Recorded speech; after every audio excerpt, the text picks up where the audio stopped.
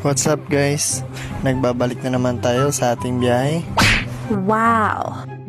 Magandang gabi at andito na naman tayo sa EDSA. Andito tayo ngayon guys sa Ayala. Kumukuha ako ng pasahero at nagtatawag. Nakipagkwentuhan pa nga sa bantay. At nung paalis na kami, tinikitan ko na ang mga pasahero.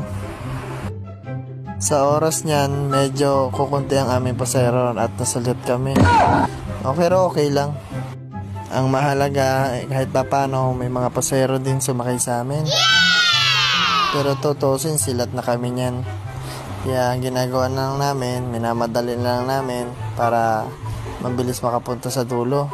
What? Hahabulin natin yung pabalik. Habang nasa biyahe, ayan, nagpapalit sa pagkain.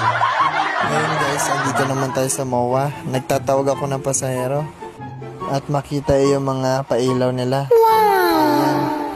Ngayon guys, dumiretso na kami ng PTEX. At kukunti yung pasahero, diniretso na namin. Di bali na nga guys na masilat kami. Basta bayad yung araw.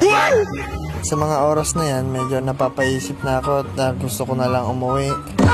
Dahil diretso yung biyahe natin itong mga nagdaang araw. So ngayon guys, andito na kami sa PTEX. Kumuha na ulit kami ng pasahero. Medyo napapansin tayo ng mga tropa nating mga driver. At ayan yung tropa nating konduktor. Shout out sa iyo idol. Hey. At salamat na naman sa panonood nyo sa aking video. Thank you guys.